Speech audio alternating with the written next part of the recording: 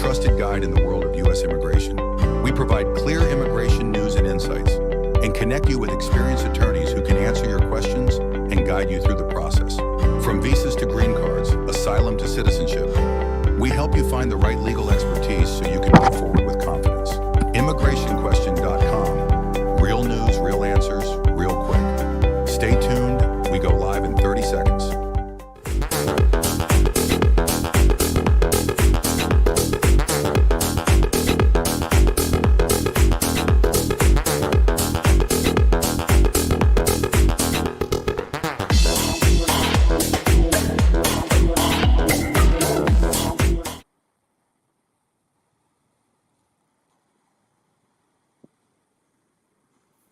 Hello and welcome. Today's live webinar brought to you by immigrationquestion.com, your trusted source for immigration news, expert legal insights, and real-time conversations with licensed immigration attorneys. My name is Max Castro, and I'll be your host for today's vital session, Defending Against Deportation, How Asylum, 4.2b, and Waivers Can Protect You. For many immigrants, facing deportation is one of the most difficult and uncertain experiences imaginable. Yet even in these moments, these are powerful legal options designed to protect individuals and families from being removed from the United States. Understanding these defenses, how they work, who qualifies, and how to prepare can make the difference between separation and stability. That's precisely what we're going to be exploring today, and the session will provide a clear, practical guide to the key protections available through asylum, cancellation of removal or 4.2b, and waivers with actionable insights on how to build a strong defense. We're honored to be joined today by Attorney Daniela Vansuch. She is an attorney born and raised in Honduras. In 2018, she earned her Juris Doctorate from Florida Coastal School of Law with a certificate of government and public interest in law. She was the vice president of the Moot Court Honor Board and was a national moot court champion. She was recognized for her oral advocacy and brief writing. Prior to obtaining her law degree, Daniela obtained a MBA or Master's in Business Administration from Jacksonville University and has two bachelor's degrees in Advertising and Strategic Communications from Mercyhurst University, located in Erie. Attorney Daniela Vansuch, we're glad to have you. Welcome. Thank you. Thank you so much for having me. Of course.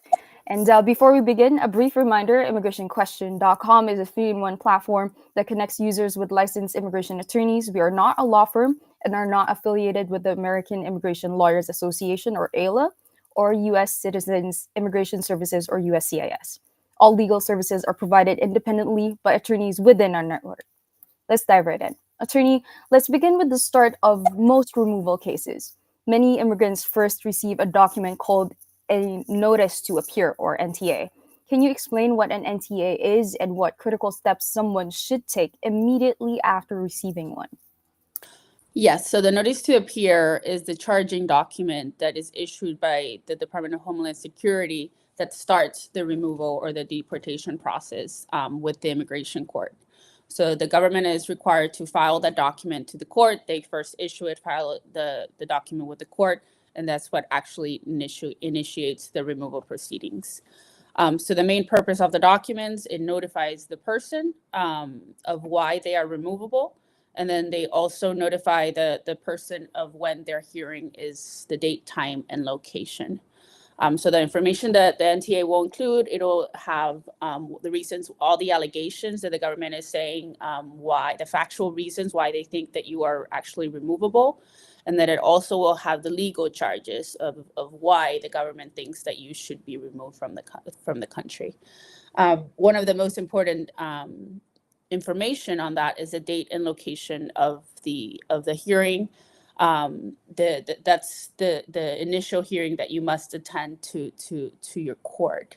It's very important to verify the information. First, read it. Obviously, once you get it, it depends how it's being given to you. Sometimes it could be served in person, or it could be served by mail. So if you receive it in person, you have to first verify that the address is correct, just because this is the address that is being provided to the immigration court. And this is the address where the court is now going to send you any mail that they send you moving forward. So if for some reason the address is incorrect, then the first step would be to change that, the address with the court, just because the document does have your initial hearing date. But if for some reason there is a reschedule, the court will mail it to that address. And if for some reason the person doesn't receive it, then they don't attend their hearing, they could be a risk of receiving a deportation in absentia. If you don't attend your first hearing, the judge can order you removed that day. So it's very important to first don't ignore the document and verify the information is correct. Look at the date that is included there, and then always verify that that date is correct. There's different ways that you can contact the court and verify that that date is actually in fact going to happen that day. For some reason they reschedule it, you don't receive the notice. It's on you to be aware of when your hearing is and attend the hearing.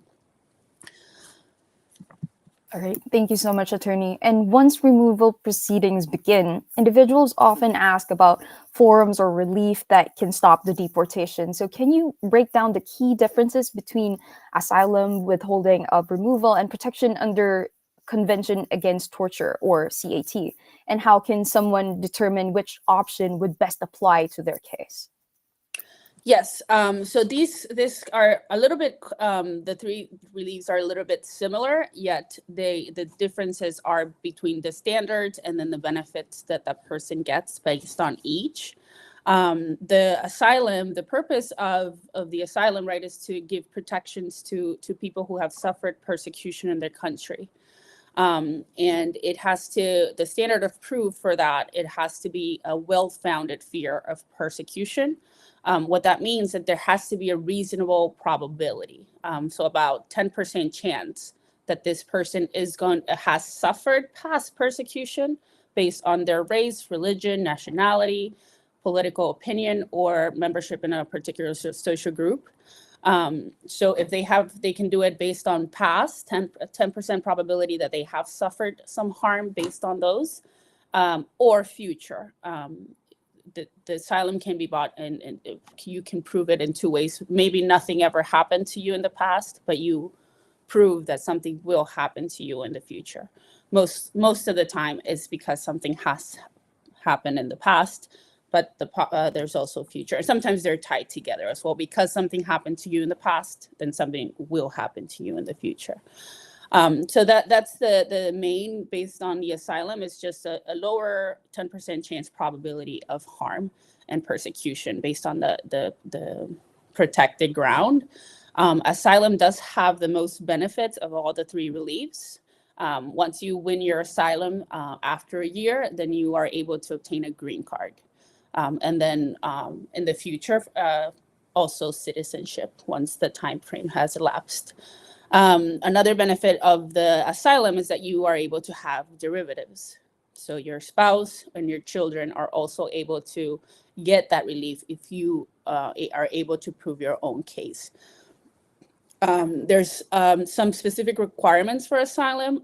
You have to file within 1 year of coming into the country. If there is that 1 year deadline, if you missed the deadline, then you're no longer eligible to receive the asylum. And then also there's some bars. Obviously, if you have some criminal background, that could bar you from receiving the relief, as well as firm resettlement. That means if for some reason you went to a different country before coming to the United States and you lived there and obtained legal status in there, and then you eventually came to the United States, then that can bar you from, because you firmly resettled in a third country with legal status and you were protected and still came to the United States. In terms of withholding of removal, it's the standard is almost about the same as asylum. Not the standard, the requirements, I'm sorry. It's still based on the protected grounds, race, religion, nationality, or a particular social group.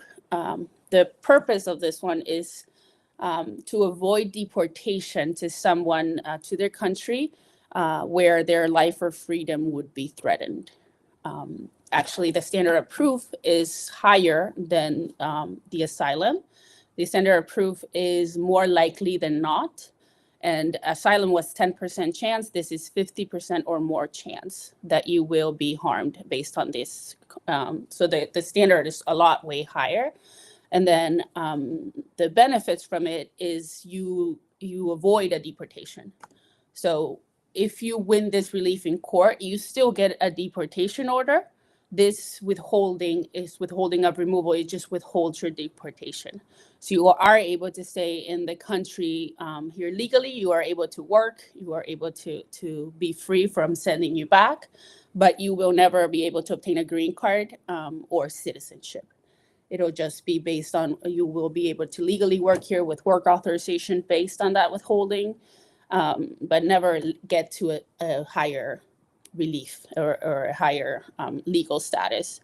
Another thing with withholding is that there is no derivatives. If you win your case, your children or your spouse are not able to benefit from that. So you can include your family members. There's also some bars, same as asylum, the criminal bars. It's a little bit less standard in terms of the criminal bars. And for withholding, there is no 1-year filing deadline. So if you, for example, miss the asylum 1-year deadline, then you still apply for the same way that you would in asylum, but your proceedings are withholding only. And then you have the protection against torture. This is a specific convention that the government follows in order to protect somebody that would be at harm of torture in their country if they were to be returned. You must show, the standard of proof is that more likely than not, they would be tortured if returned. There is a specific requirement that the torture must be by or with the consent or acquiescence of a government official. And there's no requirement to prove that it's based on a protected ground. You don't have to tie it to that. You just have to prove that for some reason you would be tortured. Then the government would offer this type of protection. So it's very specific to a torture relief. It's the same as withholding. You will not be able to obtain a green card or citizenship. You will be able to remain in the United States and work legally, but that's where the end of the relief ends. So those are the main differences between the three. Thank you, Attorney. I know the question was jam-packed, but thank you so much for making sure that we understand it correctly. Another essential form of protection is cancellation of removal for non-permanent residents, often referred to as 4-2B. Attorney, could you walk us through the eligibility requirements, particularly what it means to prove continuous presence, a good moral character, and exceptional and extremely unusual hardship to a qualifying relative? Yes. So cancellation of removal is a relief that's only available in immigration court. Let's start that. There's no typically somebody has been here, for example, 20 years. This is not a relief that they can affirmatively apply for with USCIS. They have to be in immigration court proceedings to be able to qualify for this. The first requirement is continuous physical presence. The person has to be in the United States for 10 years or more to be able to qualify for this. And what stops the clock, or what the definitive process is, when the notice to appear was issued. So for example, if the person was here for 5 years, then the notice to appear was issued, but for some reason it never got served on that person, even though they might have been here already 20 years, their clock stopped at the issuance of the notice to appear. So it's typically for people that have been here for a long time. How do you prove physical presence? Any documents that you have, taxes, if you have filed it, leases, if you have, typically people have children that proves they were born here. Any document that you have, leases, bills, expenses that you, car, title, insurance, that you typically, it's very specific to prove each year. So you do have to submit a lot of documents to prove the 10 years. But once you do that, it's typically not hard. Typically the person entered and has never left the country. So it's easy to prove the continuous residence requirement. The second requirement is a good moral character. So you have to prove that you have no negative factors in your case that would lead to a denial. That ties into the third requirement, which is the criminal aspect of it. No criminal background, ideally, is the goal. But some people do have some criminal backgrounds that would not disqualify them. The biggest ones that completely disqualify you would be crimes involving moral turpitude. That's a very big word based on, it just depends. Each case has to be analyzed differently to determine if it's a CIMT or not. Definitely no drug offenses, no domestic violence or child abuse offenses, no firearm offenses, and no immigration fraud or document fraud. If you have any of those criminal backgrounds, then it's almost an automatic disqualification. But if somebody has a criminal background, you have to just get an immigration lawyer just to figure out if they are not barred based on those. And then the fourth requirement is extreme and unusual hardship. It's extremely exceptional and extremely unusual hardship is the standard. And you have to prove hardship to your family. It could be your parent, it could be your spouse, or it could be your child. Obviously, they have to be legal permanent residents or United States citizens. And the standard is you have to prove that this hardship goes beyond what is normal based on a separation, right? The normal consequences of removal are not enough. It has to be extreme and unusual. So if people have children with medical background, medical issues, or parents or spouses with medical issues is typically one of the standards that you can show a lot of hardship based on whatever those medical issues are.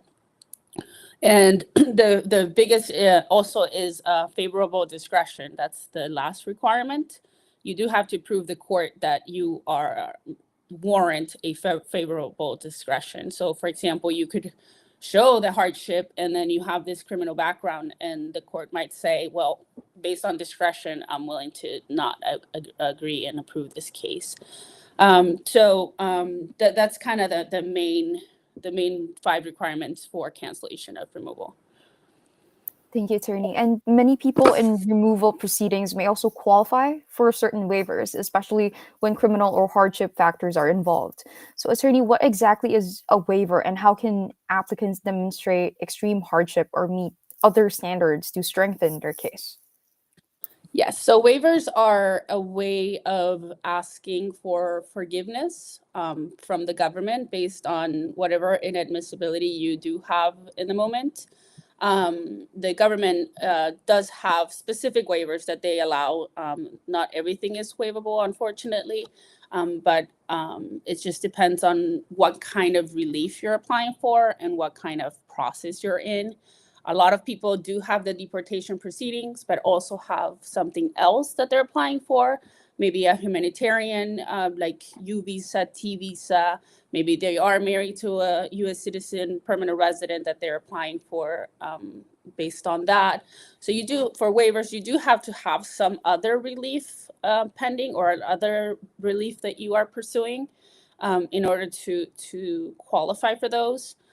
So one of the waivers, unlawful presence, it waives your unlawful presence. You came into the country without your proper documents and stayed here for more than 180 days, more than a year to here without any authorization, then you do have this inadmissibility and you do have the ability to waive it. That this is typically if you are married to a U.S. citizen or a legal permanent resident, you already have a I-130 approved, and then you can submit that waiver to forgive your unlawful presence. If you do and you are applying for that, you do have to administratively close your case in immigration court to be able to apply for that waiver. One of the requirements is that you don't have a active case in immigration court. And then you would pursue your waiver, and then once that's approved, then you go back to the court, recalendar, and you can try to terminate your proceedings or ask for voluntary departure to pursue your case consular process abroad. So that's one of the possible waivers that somebody in proceedings might be looking at. There's also waivers that waive crimes, specific crimes. Those are also, you have to prove the hardship based on a family member. It's not something that you can just affirmatively file on your own. So you do have to show harm to a USC or legal permanent resident, and you have to also show like rehabilitation for you to be able to obtain those. There's some waivers that are for misrepresentation. Some people have prior removals that they can apply for waivers. Sometimes people lie in any documents before they came here, or they try to obtain a visa, or misrepresentation is typically involved with another immigration case. But they do have to show extreme hardship as well to a USC, United States citizen, or LPR family member. There are some waivers that you will, if you're applying for a humanitarian-based case, for example, like the U visas or T visas, that is a waiver that you apply on your own. You don't have to show hardship to a family member. It's typically based on humanitarian or public interest that they are granted. But the waivers, typically you wouldn't be applying just on your own a waiver, especially not in immigration proceedings. You have to have some sort of alternate relief that you are pursuing that would give you the eligibility to apply for those. Very informative, attorney. Thank you. For evidence can often make or break a defense case deportation. Attorney Vansuch, what types of evidence and documentation are most persuasive in cases, and how should immigrants organize and present them effectively before immigration court? Yeah, that's very fact specific based on the case. For example, if we focus on asylum, you do have to realize the asylum cases weren't meant to be provided with all this evidence. Obviously, if you think of somebody flees their country, right, they're trying to flee for their safety. It's just not very common that people gather all their documents before leaving. So it wasn't really implemented or made for you to have all this corroborating evidence. But because it's just such a high standard and it's so hard to prove and to win, then the more corroborating evidence that you provide, then the better chance that you have in your case. So even though it's sometimes you are not able to obtain a lot of evidence, sometimes you have to get creative. Typically, witnesses, other people that have also witnessed what you lived, are also good. The declaration from the applicant is very important in immigration court, and any evidence that you can corroborate. Sometimes it doesn't have to be big evidence. Again, the biggest standard also with asylum, for example, is credibility. As long as you're found credible, then we can move to the legal standard. If you're found not credible, the judge says, I don't believe what you're saying, then that brings the whole case down, because then we don't have to get to legal, because I don't think you qualify because I don't believe what you're saying. So sometimes it's like, this happened to me, and then you have evidence that proves, hey, somebody else watched it, and hey, I was there too, and I lived that. And oh, by the way, there's a ticket here, a police report, something that just corroborates that what you're saying is true is the goal. So it doesn't have to be the police report, it doesn't have to be whatever it is that you had in a traffic ticket or the medical report. If you're able to obtain those documents, that's great, because then that proves your case. But a lot of people don't have that ability to pursue and request those records abroad because they're fleeing. They don't want to know anybody to know where they're at. So it just depends. In terms of cancellation of removal, for example, which we discussed, definitely the hardship is the biggest evidentiary part of the case.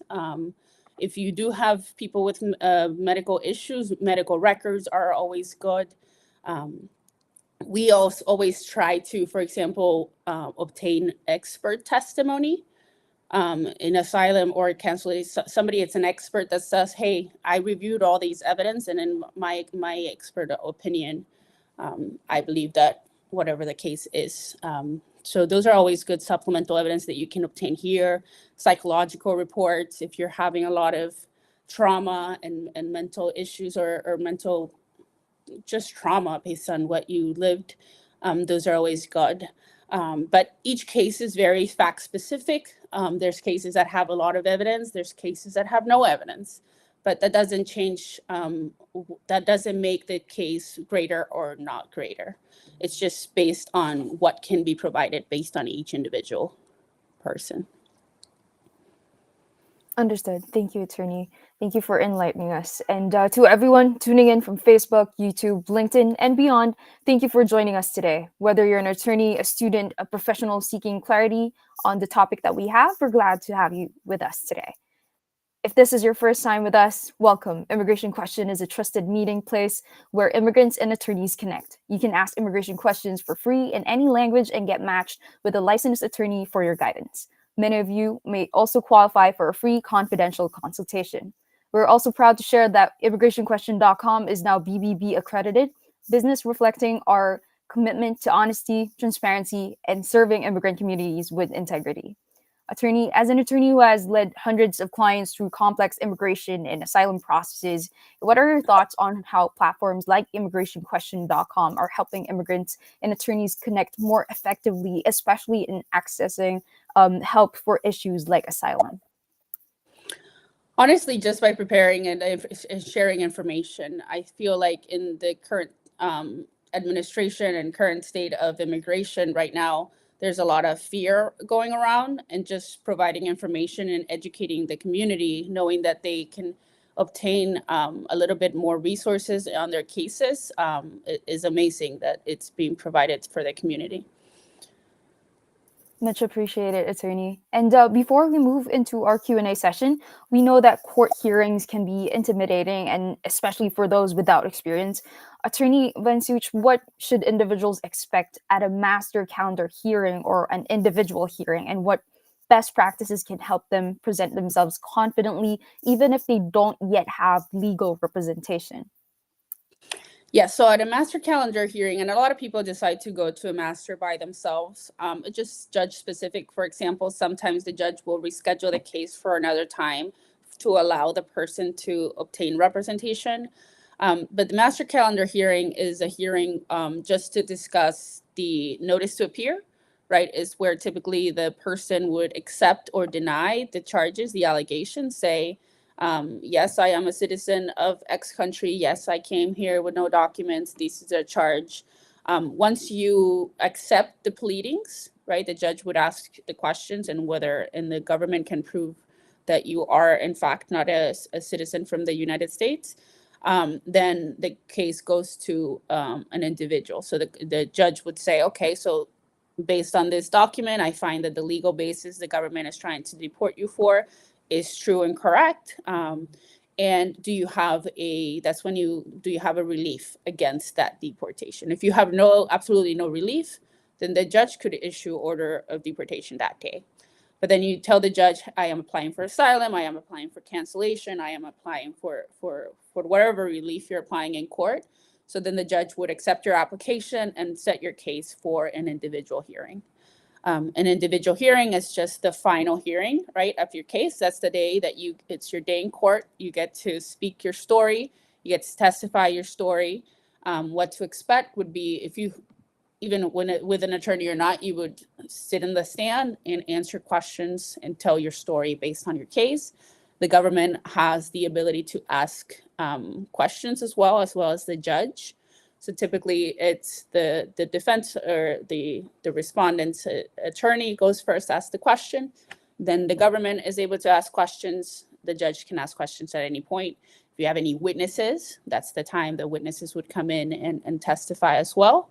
And the judge can issue typically oral decisions on that day, or sometimes the judges decide to do a written decisions. The government and then the attorney for the applicant and respondent give closing statements of why the person does qualify for the relief, or in their case, why they don't. And then the hearing would conclude, and the judge again would issue the decision that day, orally or written, and they would mail it to the applicant.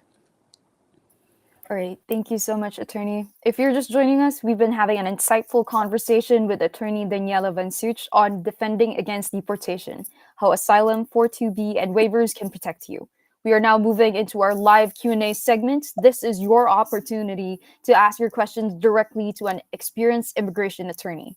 Drop your questions in the chat or call us live at 516-703-3483. That's 516-703-3483, and we'll do our best to answer as many as we can. All right, let's try to see. Okay, we got a question from Azizat. He is asking, if I am already in deportation, can I still apply for asylum? So if you're in the process of deportation proceedings, yes, that's the time where you would definitely apply for your asylum. If you've already had your first master calendar hearing, or if you are going to have your first master calendar hearing, you would attend that hearing. Again, I would suggest, obviously, with representation. Some judges will give you time to pursue go find a lawyer. Some of them don't. They make you do your pleadings. And then that's when you would tell the judge, hey, I want to apply for asylum. They would actually even help you, give you a copy of the form if in the court even sometimes does help people that have no representation. But yes, if you're in deportation proceedings, this is time where you can apply for asylum. Thank you, Attorney. Let's try to wait for another question. Okay, we have one from Layla. What proof I need to show for 42B cancellation of removal? So the proof would be first to prove the 10 years physical presence. So any evidence that you have that can prove that you've been here for 10 years from the moment that you entered, try to go back. I don't know how long you've been in the country, but try to go back. If you just obtain the notice to appear, then go 10 years back from that date, because that's what the requirement is. Any lease, any expenses, any bills, any insurances that you might have, anything you went to a doctor, you got some x-rays, you paid some taxes of every year that you have been. If you have any criminal background, then you would need to obtain all your criminal records, all the certified copies. Anything that you can prove for good moral character, that's typically letters from the community that can attest that you are a good person and why you are a good person. If you're involved in the church, a letter from a church. If you do volunteer work, then anything that proves that you are a good person here in the United States, that anybody can attest to that, you can obtain letters from the community. And then the hardship on your family member. What is the reason that your spouse, your parent, or your child would suffer if you're not here? Anything extreme that would happen to them based on your absence. And the requirement, you can prove whether the hardship of how the person would be affected if you're deported and they stay here, or if you're deported and your actually family comes with you, how they would be affected. So the hardship can be based on both. And that would be based on just making a specific evaluation on your case to determine what kind of unusual hardship they would suffer, to know what other corroborating events you would need. Okay, we have a question from Emanuela. Can I get work permit while waiting for my 42B case? Yes, you can, actually. Once you have the receipt of the 42B, that it's been filed, you get a receipt notice, and you just send that. There's no time requirement. For example, like the asylum, once you have the receipt, you can apply for your, send the I-765, and with the receipt of the 42B case being pending, and you will receive, the category would be C10 for the EAD. Thank you, Attorney.